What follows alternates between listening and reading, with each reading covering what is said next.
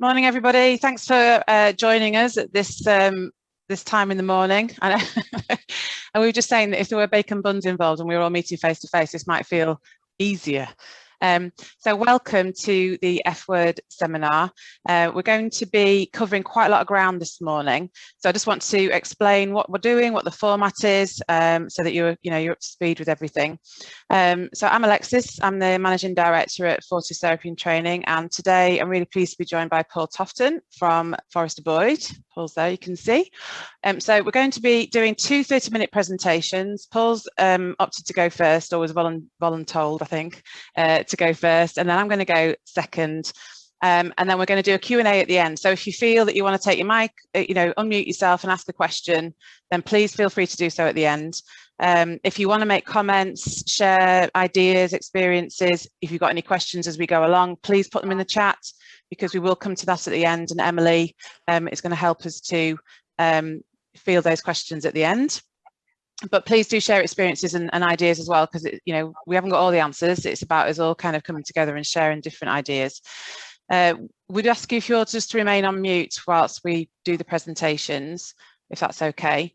We are recording, so the recording will be something that we'll be using on our YouTube channels, but the Q&A at the end, if people are asking questions, we will edit that bit out, just so that you know, so it'll be the presentations that we put out. So please don't put you off asking a question. We know when it's out there on the World Wide Web, it can be a bit more scary, so we've decided to take that off. I think that's everything really. If we have any technical issues, I was kicked off Zoom about 4 times yesterday, so if there is any technical issues, then please bear with us. We are, as we all know, sometimes these things can be a bit sporadic. So I'm going to hand over to Paul. Morning, Paul. Good morning. Morning. Over to you. Morning, everybody. I hope you're all well on this sunny morning here. Actually, we've had a bit of rain this morning, but it's sunny now, and hopefully there's some light at the end of the tunnel as well. So keeping us all going. Here we go then. This is me. Well, me with shorter hair, so pre-COVID. That's when we could go to the hairdressers. I must admit, I know that we can do now, but I opted to go on holiday on the 12th of April instead, which I'm sure that everybody can sort of agree with and understand. But so yeah, that's me. Qualified in 2011. I act for portfolio clients, varying backgrounds and varying sizes as well, from sole traders right up to national groups of care homes and things like that, and your one-man band, sort of painter and decorator type clients as well. So a big variety really of clients that I'm looking after. Mainly owner-managed businesses. So we're always sort of looking at that family tax planning point of view, things like that. So a little bit about Forrester Boyd for those of you that don't know. We've got 17 partners across 6 offices. We've been in business 85 years. Plenty of celebrations that were planned for last year, which was our 85th year, but they've all been deferred. And over 155 employees there. So getting into into what we want to talk about today then. We all understand sort of the concept of health checks from our own sort of physical health point of view. If something doesn't feel quite right, we might go to the doctors and go and get something checked up. Equally, we take the car to have an MOT. That's a requirement on an annual basis, clearly, but we may also have services during that period in the interim, sort of a winter service or something like that, just for peace of mind.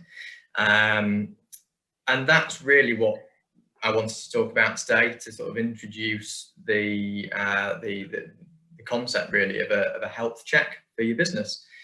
So let's consider what makes a healthy business really. So I'm sure that there's been time that we've asked ourselves what we want out of life. This inevitably pivots around what makes us happy, ultimately what makes our time on the planet enjoyable. What we may not write down, these aims and aspirations of life, but we're sort of encouraged to write them down from a business planning point of view and things like that. People who have been in business for many reasons, maybe that we've got a niche skill, a real passion for what we do. There may also be an element of we like that flexibility of being our own boss. We've got control over our work-life balance, that sort of thing. Equally, we may also be doing it because we want to sort of build a future and create security for family, that sort of thing as well. Being in business ultimately though needs to support those aims and aspirations that we've got in life, the overall personal goals that we've got really. So it's important to get that balance right really.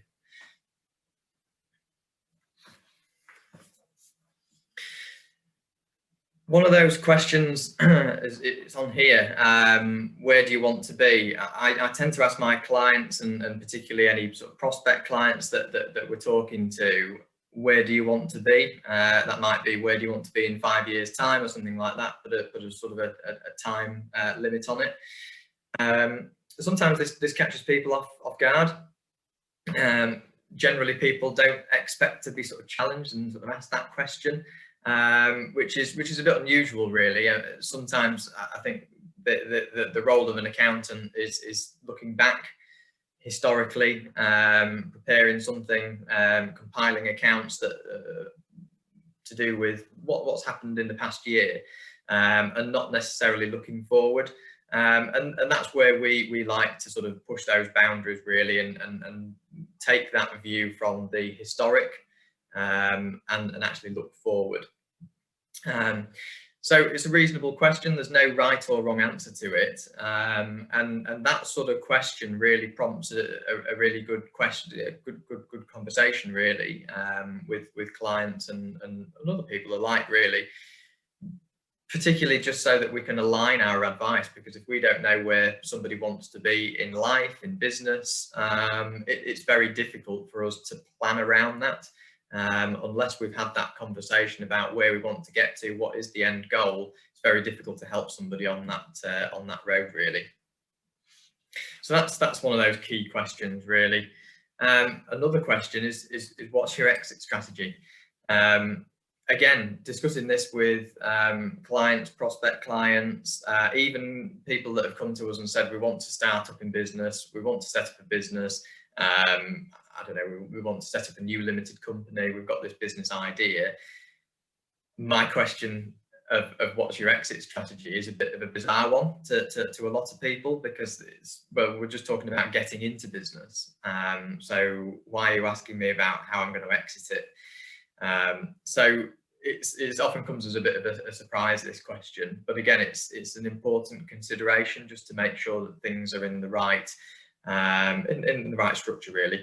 And again, it's all part of that overall plan to make sure that we've got the resources in place to achieve what we want to achieve really. This then sort of leads into the overall business plan really. So I've got a few points in here to form the basis of a very simple business plan really. It's the best place to start really, to outline the reason for why you are in business and what your values are, to give you direction really. So what do you do? What problem does your business solve? What's your solution? Who's the target market? Who's your competition?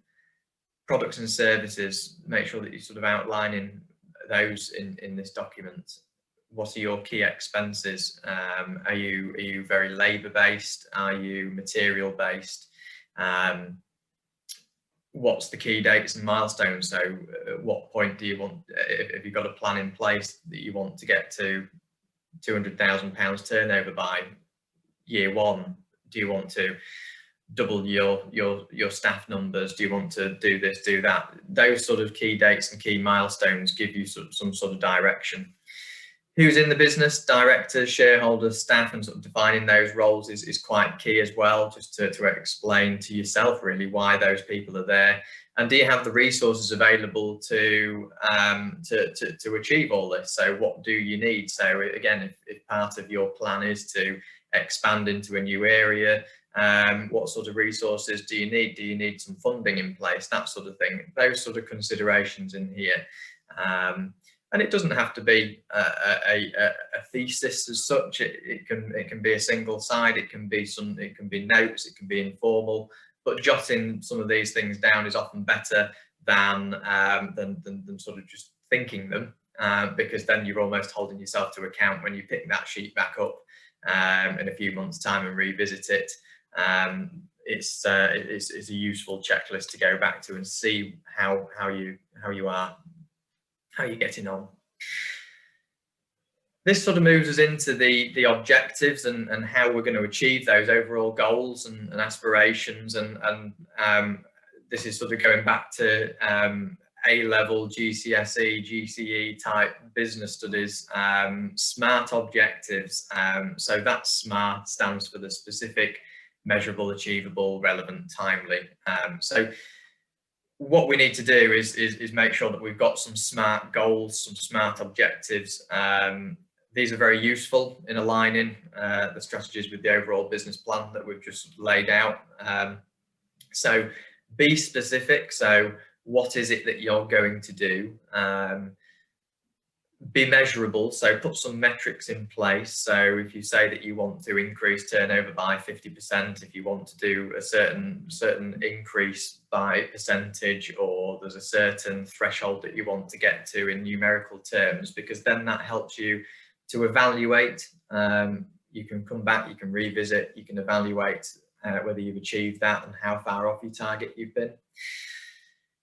However, a word on that, and this sort of links into it, is achievable. We've got to make sure that it's achievable, because if it's not achievable, then we're not going to do it. We can put all these great objectives and targets in place, but if they're not achievable, if it's just a complete dream and there's no way that we can ever get to that point, it's really pointless putting it in, because it's not going to motivate you at all. Particularly if these targets and objectives are actually filtered down throughout the team. If you've got staff working for you and they're very much on board, giving them an unachievable target is going to be very difficult, because it's just going to demotivate them as well. Relevant, or sometimes referred to as realistic, again, is it aligned with the overall plan? It's pointless putting something in that's got absolutely nothing to do with our business plan. And timely, if we state a deadline, so if we state, well, next year I want this, I want to be able to do this, again, it gives you sort of that pressure, that goal, that target to hit. Motivates you to get to that point. If we don't state a deadline, it tends to just be kicked down the road. If we just say, oh, well, I want to get to this point, but we're not saying how we're going to do it or when we're going to do it, it's one of those things that mentally we just don't put our mind to. We'll just kick it down the road and, oh well, we can do it another time. So in terms of planning and strategy, it's critical to assess the current business performance against these goals and strategies that you set, to consider whether you're on the right track. Maybe that developments in the year have altered the plan. It might be that over the past year, if we roll the clock back maybe 18 months, a lot of people had business plans, some specific objectives in place. Obviously COVID hit 13, 14 months ago, started to take effect. It sort of hits the pause button on some of these plans. We have to change the plan. That's absolutely fine. We're not writing a plan that we've got to live by for the rest of our life. We've created the plan. We can adjust the plan. Things change. It might be macro environmental, if you like, and yeah, we've had to do it because of COVID. Government have defined certain things that we've got to do over the past 12 months. So we've had a little control over some of it to a certain degree. But equally in your personal life, things change. We might need to spend time with family for all sorts of different reasons. Again, that can impact on the business plan. which is absolutely fine. We can update that. We don't need to live by it forever. A quick word on people and processes. So I'm not holding myself out to be a HR expert by any means here, and I would obviously strongly encourage you to speak to a HR professional or a solicitor. But just because we're talking about healthy businesses and things like that, this sort of comes into it, I do feel, really. So making sure that we've got contracts of employment for all staff, make sure that they've got job descriptions so their roles are defined. Employee handbooks are a really good idea as well, just to outline policies and procedures for different bits and pieces, like holiday, how to book holidays, things like that, for example. And an appraisal process as well to formally communicate feedback is a really good idea. A lot of smaller owner managed businesses don't tend to do it, which is absolutely fine. Again, it's down to the business and down to the way that you communicate it. But to actually formally communicate something and have it noted down and put on a staff file, for example, it really helps, because it is, well, if nothing else, it's protecting ourselves as well as business owners, because our time is crucial to the business. We want to be running the business in the way that we want to run the business, and if something were to happen because we haven't defined something, because we haven't got a contract in place, probably worst case scenario, we got taken to a tribunal, an employment tribunal for a particular issue.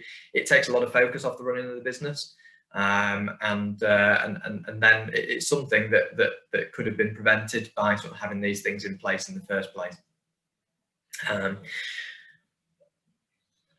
Another word sort of on the agreement side of things, and again another thing that's going to save time is having things like shareholder agreements.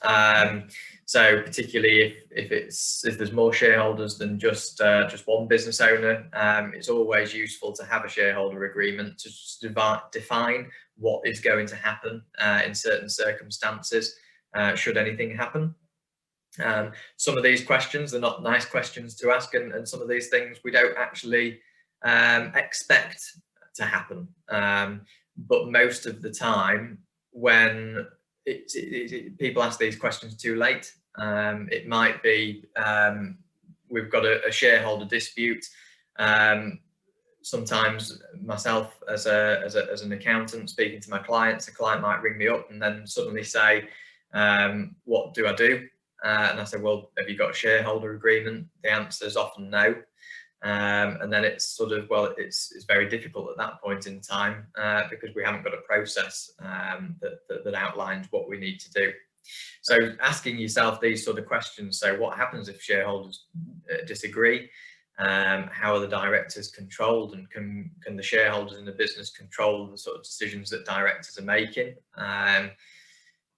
Can we protect, so particularly if say there's, I don't know, 3 or 4 shareholders involved in a business, is there something in place to protect one of the shareholders deciding to go off and sell their shares to somebody else? If we've given shares to an employee, for example, and that employee decides to leave, particularly if that employee then goes off to sort of set up a separate business in competition, you won't really want them to hold shares in your business anymore. So is there something in place to protect things like that?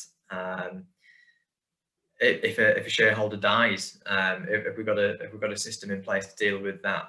Again, I'm not holding myself out to be a legal advisor, and again, I would really recommend that people obtain legal advice, and we can help sort of signpost people to the relevant place if they need to get on with these sort of things. A quick word on protection. So another thing to really consider, subject to protecting yourself. Have you considered what policies and procedures you've got to protect against the unexpected, really? We insure our homes, our cars, may insure by choice our mobile phones on a separate insurance contract, things like that. But have we really considered insuring our own lives or key members of staff within the business and things like that? can the business continue to trade without those key members of staff if anything were to happen, if they were to be off because of a sort of an illness, or worst case scenario, if one of our key employees died, would the business be able to continue in the way it's sort of on an uninterrupted basis, really? Equally, life cover, for our own point of view, we may have taken out life cover when we first took out a mortgage, or when we remortgaged our house, our property. It tends to be that there's a key requirement to do it at that point in time. The bank put pressure on us to get a life insurance policy, more to sort of cover themselves, so that they know that the mortgage is paid off. But is that policy up to date? Have we evolved that? Have we reassessed our position now?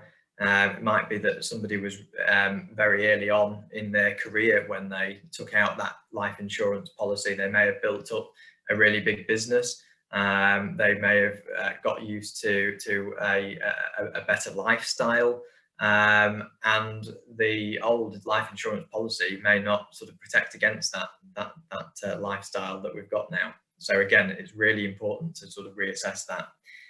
Plenty of other protection policies to consider as well, but that's sort of a subject in itself, really.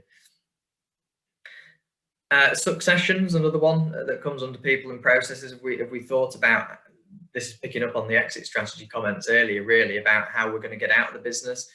It may be that it's sort of a lifestyle type business. There's no active marketplace. You are the business. You may be a sole trader, and the view is that we're going to close down, sell the stock, cash up, essentially. Many people do this. We may decide to sell to a third party. Somebody might be interested in buying us, acquiring us as part of an acquisition. We may be in a family business where we're looking to pass shares down to sons, daughters, granddaughters, grandsons, that sort of thing, and selling the business to key staff within the business. That's another one that's important to consider. I mean, as a firm, we've done many management buyouts where the business has been sold to key managers within the business. And it's often one of those areas that gets overlooked, because people think, well, I know that such and such a manager within my business probably won't be able to get hold of the finance to buy the business, the required business, the finance for the business, and it's often sort of put to one side. But there's ways around that, and it's sometimes a better way to proceed in many cases. So one of those pitfalls that we do see, however, in this sort of area, is that the current owners have got too much control in the business. It does sometimes mean that the business doesn't operate without them, and there's a lot of reliance on the owner, which can restrict the owner's work-life balance and freedom to do what makes them happy. So coming back to that first comment that I was making, but it also restricts the opportunity for those key staff to develop those skills and those responsibilities, and potentially the ability for them to take over at the right time as well. So that last option of selling to key staff within the business, we need to plan that quite early. So again, that's why we asked this question very early on about exit strategy, because we need to potentially develop the skills within the team if we're looking to particularly go down this avenue. Particularly even if we're selling to a third party, very often somebody that's looking to acquire will look at the skills of the team, and if you as a business owner are intrinsic to the operation of the business, it's very difficult to sell or particularly get the value that you think that the business is worth out. So that's potentially a lose-lose situation. So we really need to be looking at developing the skill set, really, and upskilling key staff. We've all heard of this cliche, as it were: turnover is vanity, profit is sanity, cash is king. Can you confidently say that the bookkeeping's up to date within your business? All the appropriate reconciliations been processed, and you understand all the numbers? Not all businesses can. don't worry. It's just a point to make, really. It's important to seek help when understanding the numbers, though. So if you don't understand the numbers, seek the advice to understand the numbers. They are important. Just exploring this in a little bit more detail, and this is an illustration. It's not based on anybody in particular.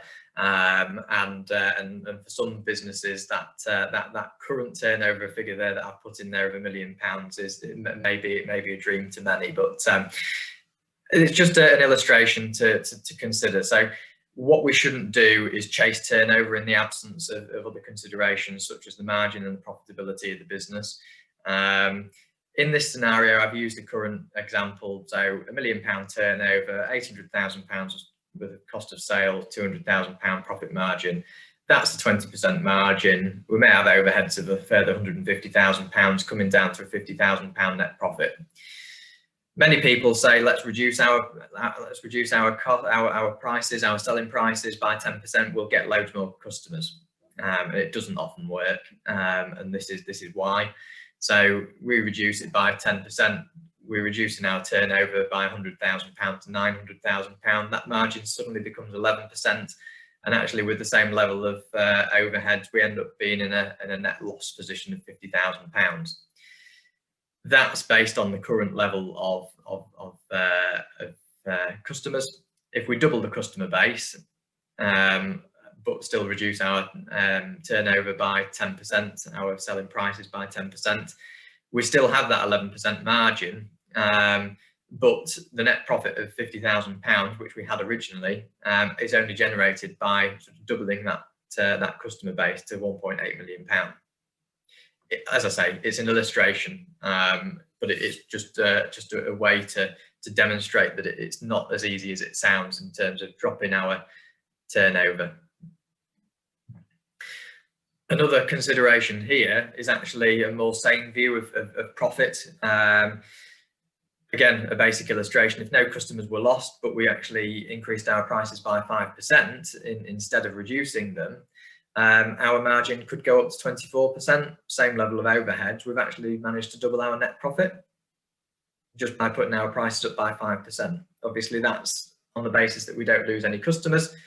If we happen to lose customers, we can afford, using these figures, we can afford to reduce our customers by about 20% and still end up with the same sort of £50,000 net profit. So it's probably worth considering, actually, should we just be increasing our prices instead? And we could potentially afford to lose a few customers and be better off. Obviously, cash is king. This profit is great, but we do have to be able to collect that cash. So just a word on that really, is that we need to make sure that we've got the working capital in the business to trade smoothly. Cash flow, we need to look at making sure that we've got different forms of cash flow forecasting. So we need to look at the short-term aspects to help navigate, and then a longer-term cash flow as well.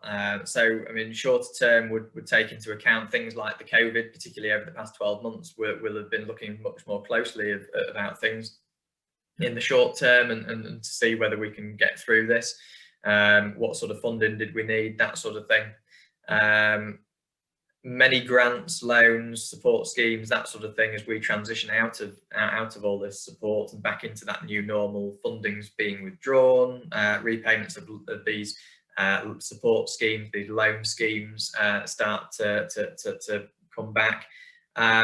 So there's more pressure on the cash flow now. So we do need to look quite closely at it. Particularly people like non-essential shops, hospitality venues, that sort of thing, where they are potentially going to have to stock up again. They're going to have a massive outlay to restock their businesses ready to start trading again almost. So we need to look at the immediate future, but also longer term forecast as well, particularly when we're looking at things like maybe launching new products in the future, or buying a new piece of equipment or something like that. Really useful. Quick word on the budget then. So there's a few bits and pieces to come out of the budget. Super deduction was one of those. So this is referring to capital allowances. So businesses will generally be aware that when you buy a new piece of equipment, you can claim something called capital allowances on it. If it qualifies, generally it qualifies for 100% relief in the year that you acquire it, and we claim that, write that off against your corporation tax. The super deduction, however, is actually giving people 130%. So if you buy a qualifying piece of new equipment, so it's got to be unused piece of plant and machinery generally, from April 2021, you'll get 130% deduction against your profits before we calculate the corporation tax bill. So that's particularly useful for, as an example, people that are buying a new van. Just got to bear in mind that it's got to meet the relevant criteria. So a new van, don't buy a used one and expect to be able to get this. VAT, so temporary rates, 5% for certain businesses, such as hospitality sector, that sort of thing. So that's been extended to the 30th of September, at which point then it will go to sort of a marginal rate of 12.5% for the next 6 months to March 2022. And then it will return to normal, so 20% back to normal from then on. That's the current plan. Corporation tax, so for many businesses that you may have seen, the corporation tax rates are increasing to 25%. Effectively, though, we are returning to the basis of using 2 different rates for corporation tax. So a word of comfort to many that may have seen this, because this is coming into play from 2023. If you are a small business and that is your profits are less than £50,000, you will remain on the 19% corporation tax level that you've got at the moment. That 25% rate that was announced is for people with profits over £250,000. So if you fall within that bracket, so £50,000 to £250,000, you'll be paying somewhere in the middle as well, just to complicate things. COVID support as well. So the job retention scheme has been extended to 30th of September. We've got the new recovery loan scheme as well that's available. So that sort of replaced the bounce back loans and CBILS loans that closed at March. There's some restart grants available again for those non-essential shops and hospitality venues. So that's really worth looking into. And then the self-employed businesses as well that managed to benefit from those SEISS claims. We've got some more ability to claim under that, sort of aligning it to the job retention periods as well. Don't forget about research and development as well. It's one of those areas that we look at with a lot of our clients that are developing new products, new services, that sort of thing. Many people think that research and development credits and tax reliefs that are available through the general corporation tax regime are limited to people that are in labs testing and developing things like that. It's not all to do with the white coats at all. Anybody that's sort of developing a new product or service, as long as that development is considered an advancement in the field, going further than the industry norms and overcoming problems, it's something that's not common knowledge in the industry or something like that, potentially are going to qualify for the research and development credits. So really useful. So there's lots of specific criteria in that, and again, it's another topic in itself, but plenty of opportunity to explore that. Another one to consider as well is property capital allowances. So bricks and mortar generally don't qualify for the same level of allowances as plant and machinery do. So talking about buying a piece of plant and machinery we can write 100% of that off against our tax bill in the first year, which is great. If you buy a property, it's not exactly the same. We can't claim those sort of level of allowances and generally don't claim anything. However, what you've got to look at is the components within that building structure. So that building won't just be bricks and mortar. That building will consist of other things like electrical systems, plumbing systems, that sort of thing. And those sort of things can qualify for your more general capital allowances. So it's really useful if you're considering buying a new property, building a new property, or even if you're in a property at the moment that you don't think that you've ever claimed any allowances for. It's always worth looking back and seeing if there's still a claim in there. So that's my whistle-stop tour, really. It's really a case of making sure that you're getting the quality advice from your accountant, really, and having these sort of conversations. So yeah, really useful to ask those questions and pick up some of these points. And I'm more than happy to help where I can if anybody wants to get in touch. So my contact details are there before I stop sharing my screen. So p.tofton@forrester-boyd.co.uk. So I'm based between the Grimsby and the Scunthorpe offices. I act for many clients between both of those offices. So you can get a hold of me at either of those offices as well. Brilliant. Thanks, Paul. That was really, really helpful. I was just thinking as you were presenting, there's so many things here that I could have really done with knowing before I set my business up. There's so many things I've learned the hard way, but there's also lots of them there that I didn't know as well. So that was really great. Thank you for that. Yeah, that's it. That's not a problem at all. I mean, as I appreciate it, it's a lot of content to fit into a half-hour presentation from my side of things. And as I say, a lot of those areas could be their own topic and their own webinar in themselves. But hopefully, a few key points there that people have managed to pick up. Yeah, brilliant. Thank you.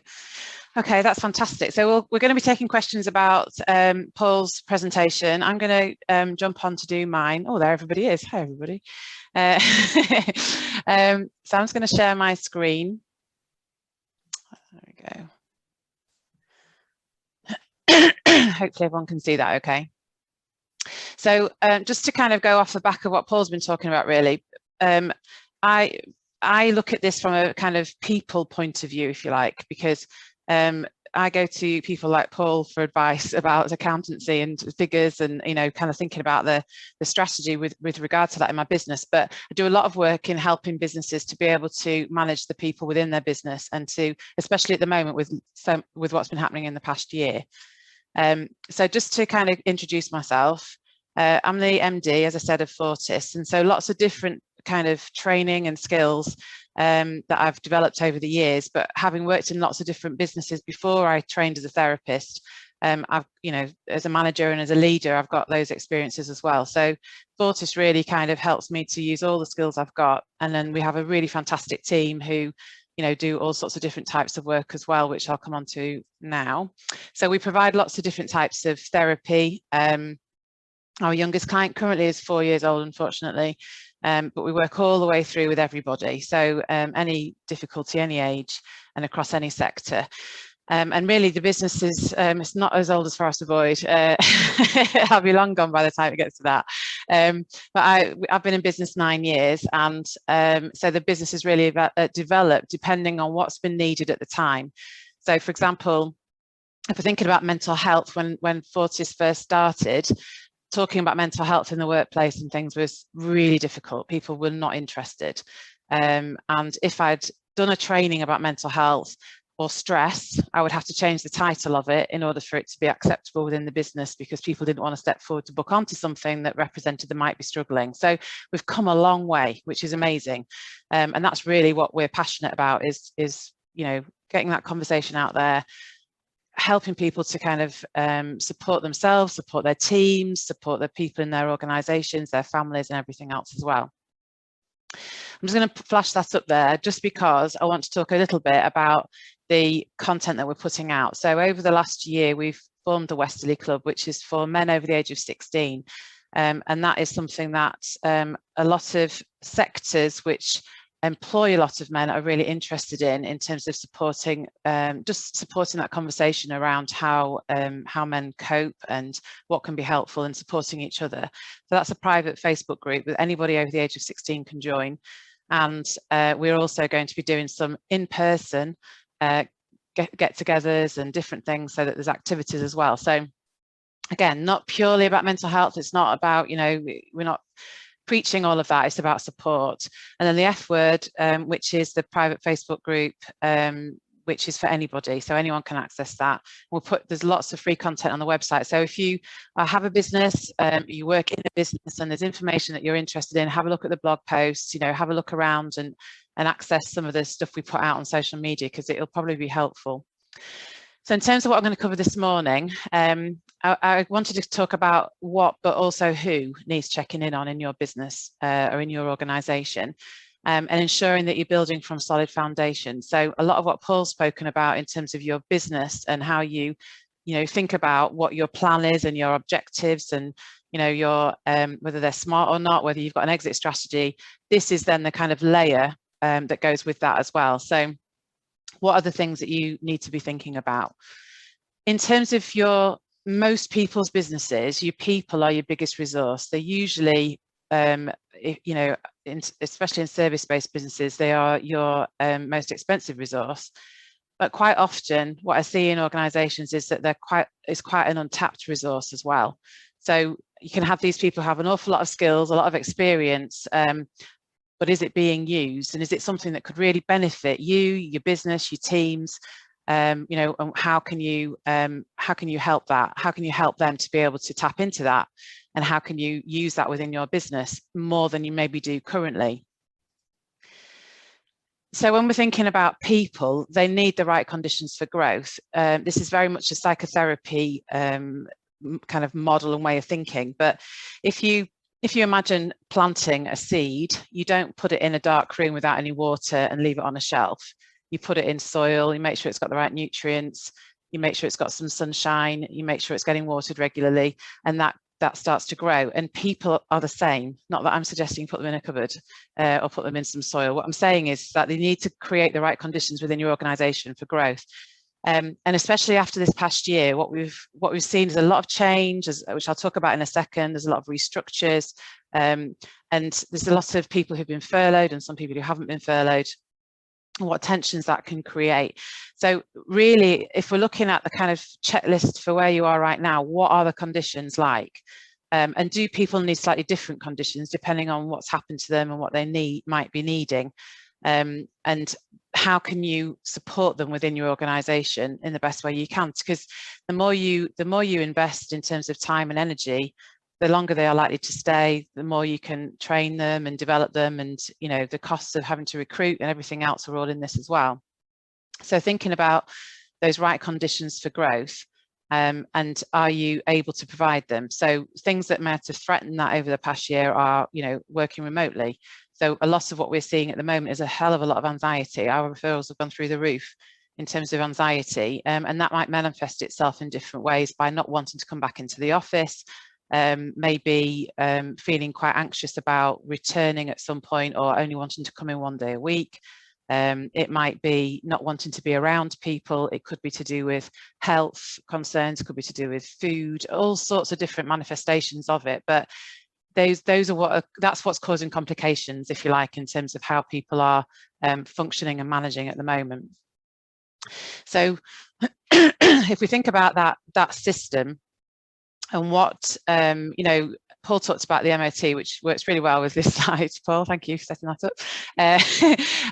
So if you think about your business as a system, as an engine. Now, if as Paul said, if you're going to go for an MOT, you might, get things checked out if you start to rattle, or you might turn your radio off and ignore it and avoid it completely. But what we really want to do is understand if that system, if that business, if that organisation isn't working well, and you've got blocks and barriers, why are they there, and what's causing them, and how is that happening? So if you think about having a rusty car engine, it's all right, it works most of the time. Sometimes it breaks down, but there might be parts of that engine that work really well, but maybe isn't seen, maybe isn't acknowledged, because you're too busy looking at the bits that aren't working. So what do you need in order to get your business and your system working and running smoothly and ticking over? Now, that's not to say if somebody runs a business, and there's a lot of people in Fortis now. It's not just me. There's a lot of big team. if I'm not keeping an eye on all the different aspects and recognizing something and nipping it in the bud as soon as it happens, then it will be easy for it to get out of control. And, you know, having the right leadership, having the people and having those honest conversations helps to recognize, actually, I think there's a problem over there, but I don't know what it is and I don't know how to fix it. Okay, well, let's work on it and figure it out. So you want to get the engine running smoothly majority of the time. And that's very much based on having those systems and processes in place, and recognizing what the needs are of the business. Now, change is something that people mostly struggle with. I would say there's not many people who relish change. Might relish a new start, might relish having traveling and all that kind of thing, but actual change that is imposed on us can be really stressful. Now, if you put that into context of the past year, we've had nothing but change imposed on us. And some of that might be, you know, as serious as being ill ourselves. It might be losing somebody close to us. It could be losing someone in your teams. Now, the Kubler-Ross change curve, which anyone who's ever done any management training, you'll have seen this model. But if you apply this to all the different changes we've been through over the past year, and you think about each of the people who you work with, and each of the people in your family and yourself going through this process in your own way, at your own time frame, in your own time frame, you're never in the same place at the same time with other people in general terms, because this is so personal. So we work our way through this process of change. Now that curve looks like that's a very straightforward process, and we move from, you know, something like shock straight into denial, straight into frustration. It doesn't work like that. We might go into shock, we might move to denial, we might move back to shock, we might move forward into frustration, we might move back to shock. And so we're going backwards and forwards in this. So if you kind of drew a squiggly line all over it, it probably would be more accurate in terms of our process. So if you've had to manage COVID with whatever that's brought for you and your organisation, you maybe had to look at, you've maybe had a period of growth, because some businesses really have, I know we have. You might have had a period of real concern, and actually, you know, you're trying to get back to work and you're trying to get people back in your organisation, and, you know, you're in the hospitality sector, or there's been those real struggles. You might have had to furlough people, you might have had to keep people on, you might have had to make redundancies, you might have had to do complete restructures. If you just put all of that into that curve and think about the impact of that, it's massive. And put into that the fact we're all living in it, and we've also had, you know, ourselves and our family members that we've been worried about. You might have had people shielding, you might have had to shield. There's all these different aspects. So if we know we dislike change, but we've had a lot of change forced upon us, we know there's going to be fallout from that. And we know that that's going to be individual to each person, but also to each organisation as well. So it's thinking about, what is your starting point? How, right now, where you are today, where are you drawing the line in the sand, and how do you know what your starting point is? How are you going to find out? How are you going to find out from people how they're doing? Are you are you somebody who can make assumptions and think, I think we're all right, I think it's fine, I'm not really hearing anything on the grapevine, it must be going okay? Because if you make those assumptions, that's when that engine starts to get a bit rusty, and that's when you start to find areas of problem, because you're maybe not aware of what's going on. So there's lots of ways you can do that, and this is the kind of work that we've been doing a lot more over the last few months, which is, you know, listening to members of staff, doing surveys. Surveys are great, but they don't action anything. They don't tell you, you know, what you're going to do with it. They don't create an action plan. They don't make those objectives. You have to do something with it. So doing some surveys is really useful. We do a lot around engagement sessions, focus groups, all that kind of thing, listening to managers and leaders and hearing what they think is going on, and listening to what actually people in the business are saying is what's going on. All that research then tells you an awful lot of information about what your starting point is. And as Paul said, if you know what your goal is, you can then work towards that with what you've got now. So it's understanding where you are and understanding what impact the last year has had on people and their responses, and what maybe you don't have in place, or what maybe would be useful to support people, and how you can do that effectively. The one thing I would say is don't just tick boxes. if you put something in place, make sure it's got impact, make sure it's purposeful. You know, don't just tick a box and say, oh, well, we offer them this, or we have that service, or we do this, or we do that, because that's not going to make the change that you want to see. You're not going to get that engine that just ticks over. It'll just be there as a something that runs alongside it. Think about the relationships in your business. So relationships are key. One of the things that I would say is massively increased that we've seen in terms of referrals is mediation referrals. And that is because relationships have been really under strain. There's people who've been recruited, you know, we've had to do it, as I'm sure all of you have, had to recruit online, you know, doing interviews online, where we would never have chosen to do that a year ago. We would ask people in the room who've then gone into a team in a virtual way. So how are those relationships? How are they doing? You know, who are their allies? How are people finding having new people coming in without having actually probably met them, or not, at least not seen them very much? How has working remotely affected people? And what impact has that had on their confidence? So that might be confidence in their job. It might be confidence in returning to the workplace. It might be in, you know, speaking to a colleague who maybe they haven't really met. There's an awful lot of different ways that that can impact. I also understand that you can have people who are like, just let me at it. I can't wait to get back out there. I can't wait to do what I want to do. And that's absolutely fine. But there's just these other ideas around those health anxieties, fear of returning, and how you're going to integrate people. The other thing as well that we've seen a big wave of is people really reflecting on their lives, thinking about, what do I actually want from my life? Because for many people, they've had time to think about that. You know, do I want to be running at 100 miles an hour? Do I want to be, you know, getting in from work at 7 o'clock at night? Do I want to be setting off early in the morning? Do I want to drive somewhere, try and find somewhere to park? You know, all this stuff that we just did, we never questioned, all of that is up for debate. The other thing I would consider as well from a relational point of view is the life stages that people are at. You know, so if they've got young children, if they've got parents, sandwich generation, that maybe the parents having to care for, you know, there's all these different considerations which I think are more acute.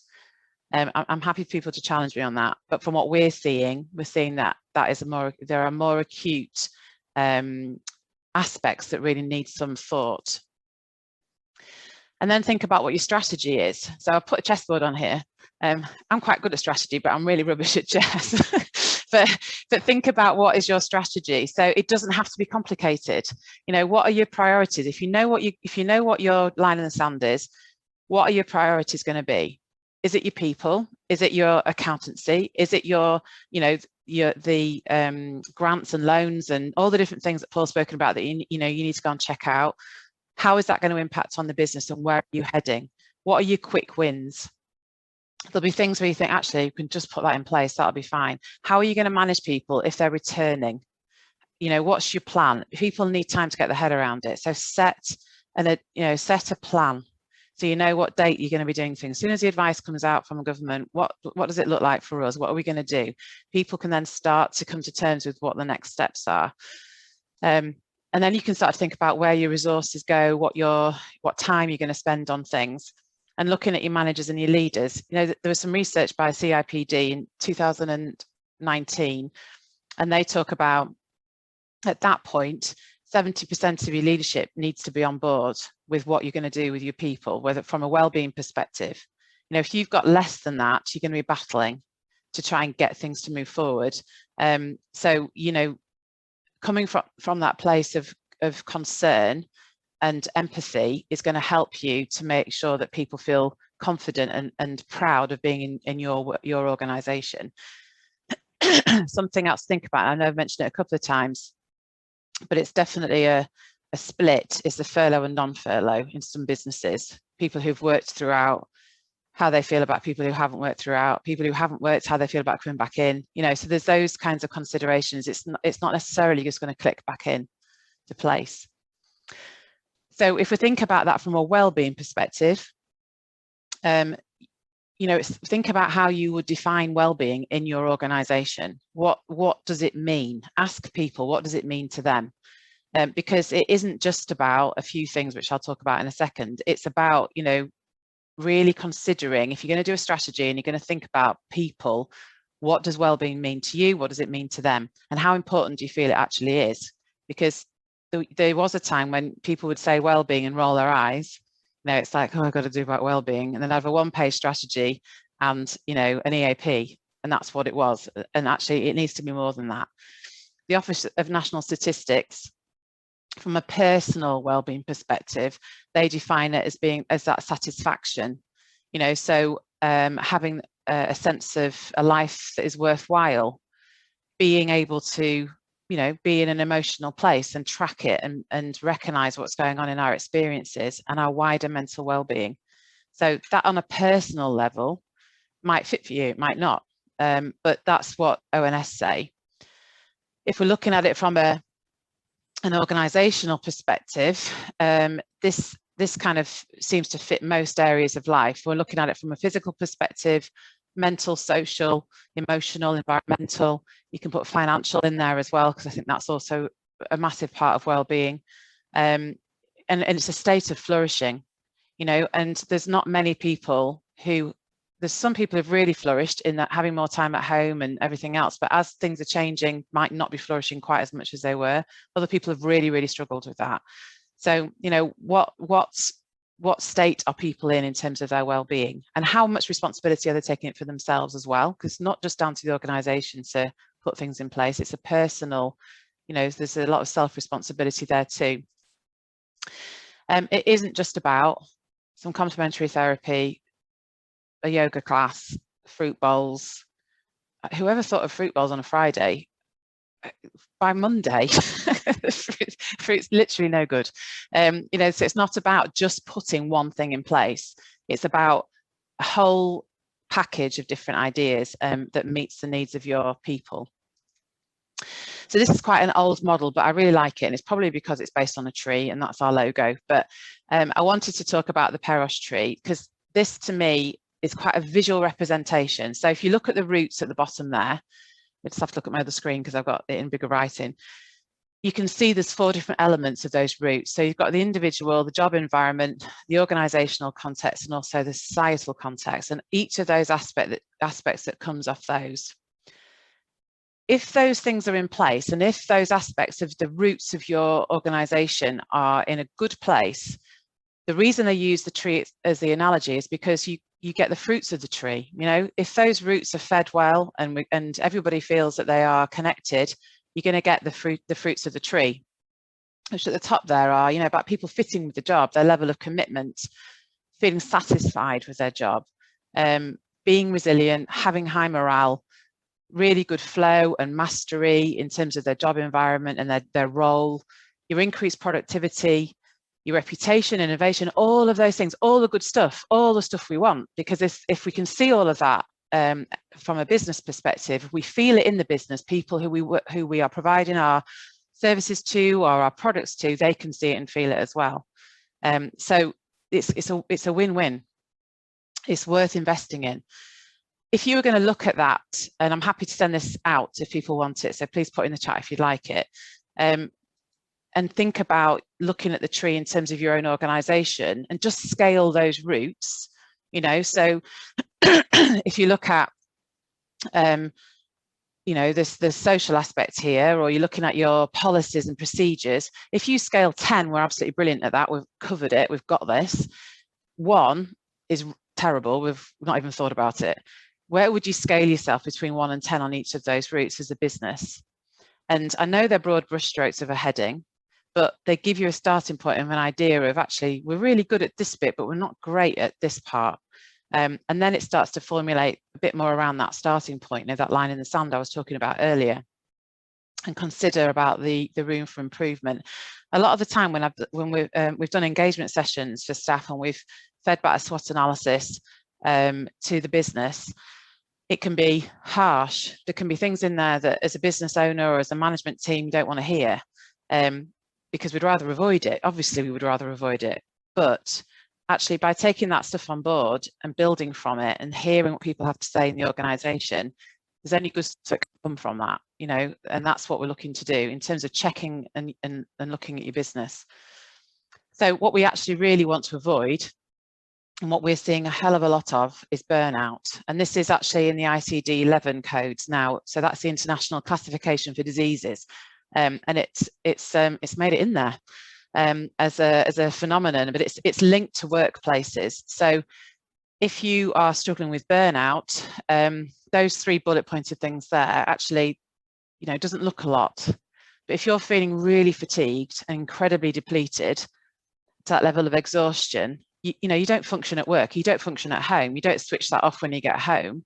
And part of the around mental health is that it's about the number of areas of life that are affected. So, you know, if you're having a difficult time in one area of life, and then you're having a difficult time at work as well, and maybe you've got somebody who, you know, you're grieving over, or you know, is unwell or whatever, suddenly our capacity becomes quite limited. And that's where we start to feel like, actually, I can't do all this. I can't, everything I've committed to, everything I do, I can't do it. And that level of commitment to the job and professionalism and everything else starts to be affected, and we become quite negative and cynical. Can feel really bad about that, because that might not fit with how we are at work and how we function normally, but we're not robots. So if we can think about well-being and consider that within the organisation and support people, the chances of burnout, you know, are going to be massively reduced. There is no point in saying, you know, we don't want people working from home and sending an email yourself at midnight, because what you're saying and what you're doing are 2 different things. So what people then think that they have to do to you is respond. And I've got to do that too in order to be valuable within this organisation. So, you know, really thinking about what's our culture and how are we actually supporting people, and what messages are we giving, maybe without even realising it. And if we think about where your culture is now, and it might be really good, you might be brilliant, you might do loads of work on culture and you might be really up on it, but where could it be? Where else could it be in the future? So whether it's in that rusty car engine or whether it's quite good and it's ticking over, there's always stuff to do. There's always things to improve. And the stories, the narratives within your organisation will tell you a lot about where you've been historically and how you would, you know, you can really reflect on how do we want to change those stories? How do we want to move them forward? And as I said earlier, your leadership is key. So, you know, managers and leaders, how are they managing and how are they leading? What are they good at? What are their strengths? What can you build on? What do they need some support with? You know, how is that impacting on your morale? What is going on, and what support mechanisms are you putting in place for them? None of us have been trained without however many years experience to manage people in this kind of way that we're in at the moment. So some of the services that we provide around coaching and training and reflective practice and wellbeing sessions, and, you know, all sorts of things that you can put in place just to keep them doing well. If your leadership are working well together and are supported, then that's going to have a massive impact to the people in your organisation. And I would say that if you're looking at your culture, and, you know, now's a really good time to be doing that. This is a chocolate bottle of champagne from Fortis, and this is a business that we work with, and we've been doing all the cultural work with them. And what we've seen is that we've moved from high rates of absenteeism, presenteeism, leaveism. There was a lot of grievances going on at the time and disciplinaries. And what we've moved to as a result of doing all these kinds of pieces of work is really high productivity. They're smashing their targets, high levels of engagement, the culture's shifting. And we're going in to kind of work with operators and, you know, kind of working our way through the organisation. Communication strategies improved, all of those things by listening and understanding what's going on in the organisation. And rather than thinking, blaming, assuming, all of those things, being more curious. So to finish, before we go to questions, in terms of thinking about the checklist, know your starting point and have ideas about how you want your culture to improve, but be open to other people's ideas, because the people in your business will have amazing ideas, but it's listening to them. So invest in them. So investing your time, listening, resources and development, you know, asking for help. So outsourcing, you know, people like us coming in and having those conversations with members of staff, they'll be far more honest with someone who's external than they ever will be with somebody who's internal. Create your clear but not a complicated strategy and policy, and really reflect on your organisational culture, you know, those narratives and that history. Even if you're relatively new, it's still thinking about where did we start from, you know, what's our purpose, all those things that Paul talked about around, you know, what's our passion, what are we doing this for? Keep that in mind. And if you've been in business a longer time, then again, it's what stories remain about what's gone on historically. Think about your managers and leaders and really support them to drive the business forward. You know, they're going to support those people in your organisation who are your biggest resource, and they're so important anyway, and they're even more important at the moment in this climate.